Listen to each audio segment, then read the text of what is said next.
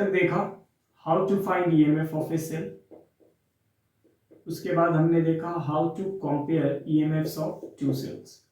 Now अब हम लोग क्या देखेंगे, how to find internal resistance of a cell. Clear? तो उसके लिए हमको प्राइमरी सर्किट तो पहले बनाना ही होगा।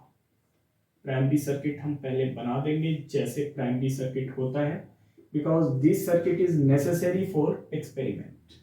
इस सर्किट में जो जो चीजें हैं वो आपको बना देनी है।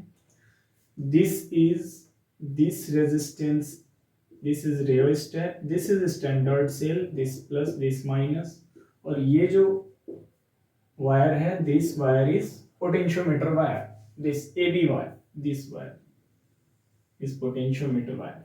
इस वायर का रेजिस्टेंस आपको पता होगा, ठीक है। अब हम करेंगे क्या कि एक सेल लाएंगे जिसके इंटरनल रेजिस्टेंस को हमको पता करना है। मान लो इस सेल के इंटरनल रेजिस्टेंस को आपको जानना है और इस सेल का ईएमएफ ई है, ठीक है। This is the jockey, clear.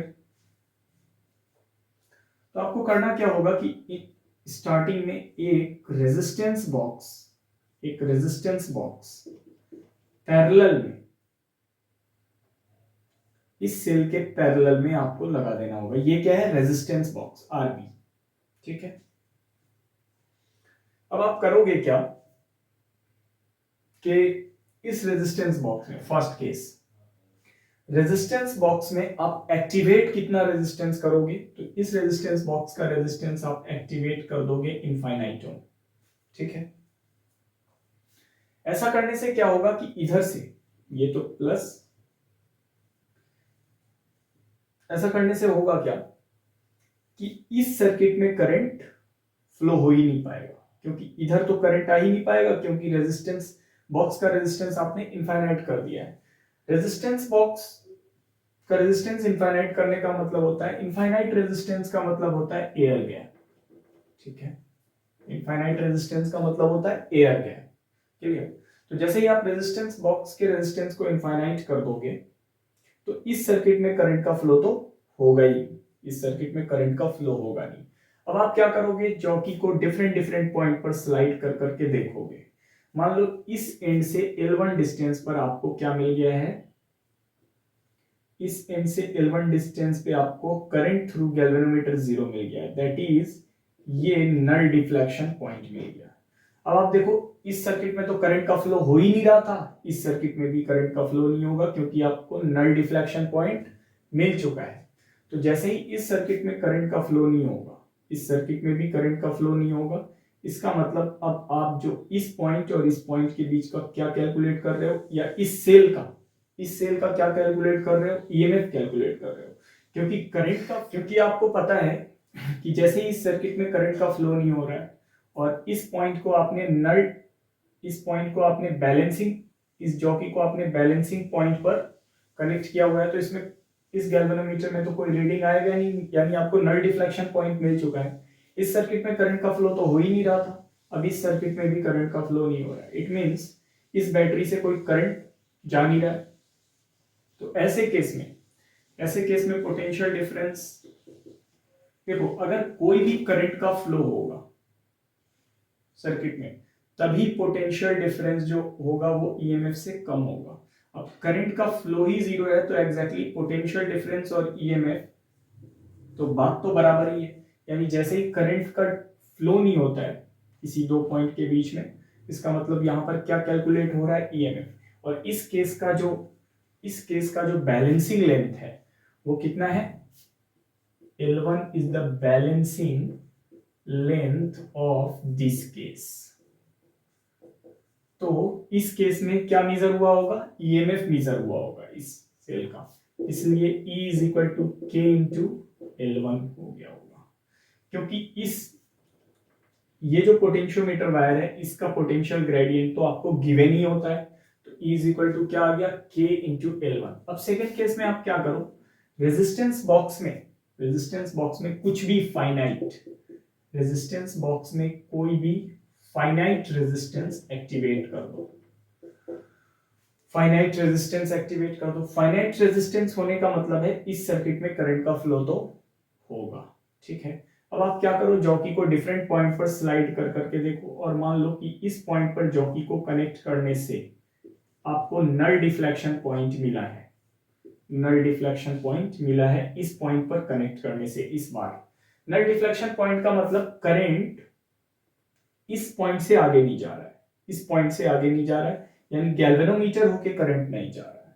Galvanometer होके करंट नहीं जा रहा है, इसका मतलब ये नहीं है कि इसमें करंट का फ्लो नहीं हो रहा है। अब देखो ये रेजिस्टेंस, ये वाला जो रेजिस्टेंस है, इस रेजिस्टेंस बॉक्स में तो इस बार फाइनाइट रेजिस्टेंस आपने ऐड किया है।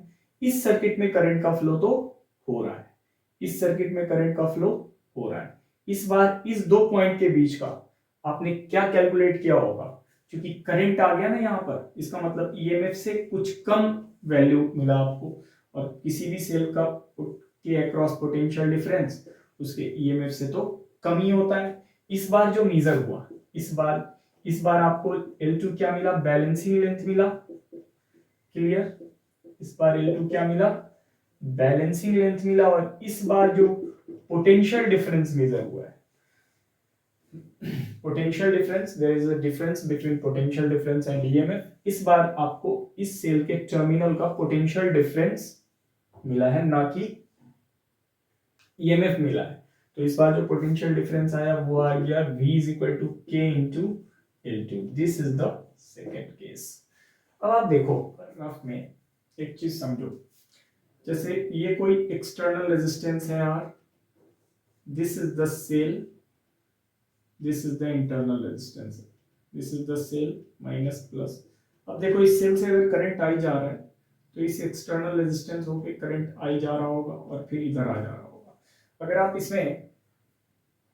आप इसमें केवीएल अप्लाई कर दो, अगर आप इस पॉइंट से स्टार्ट हो तो इधर क्या होगा, माइनस आई आर करंट के डायरेक्शन में। बैटरी में तो नेगेटिव से लोअर से हायर जाता है करंट, तो यहाँ पर राइज होगा और फिर इस बार हायर से लोअर, तो minus I R is equal to 0। This is the KVL. KVL से आप ये इक्वेशन लिख पाओगे, तो ये फाइनली ये चीज जो हो जाएगा, ये चीज जो हो जाएगा E minus I R is equal to I into R. अब आप देखो ये जो है, ये आई आर है, ये टर्मिनल वोल्टेज है, this is the terminal voltage.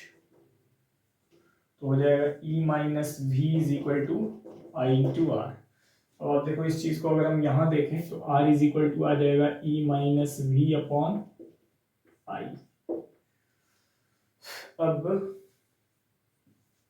अब देखो इस I की जगह पे अगर आप V अपॉन आर यूज कर दो, इस I की जगह पे अगर आप V अपॉन आर यूज कर दो, इस I की जगह पे V अपॉन आर अगर आप यूज कर दो, तो ये हो जाएगा E बाई वी और ये हो जाएगा 1 R इंटू, ये हो जाएगा E बाई वी और R यहाँ पर आएगा और यहाँ पर R आएगा, तो आप 1 लेके R को बाहर कर दो, यानी इंटरनल रेजिस्टेंस का फॉर्मूला तो ये आ गया, ठीक है। इंटरनल रेजिस्टेंस का फॉर्मूला ये आ गया। अब आप इस इंटरनल रेजिस्टेंस के फॉर्मूले को यहाँ यूज करो, तो E का तो वैल्यू आ गया K इंटू L1 और V का वैल्यू आ गया K into L2 minus 1 into R। K से K खत्म हो गया, तो K आप क्या कर दो, हटा दो। तो this is how we calculate internal resistance of a cell with the help of potentiometer, with the help of potentiometer। तो इंटरनल रेजिस्टेंस का फॉर्मूला हो गया L1 by L2 minus 1 into R, ठीक है।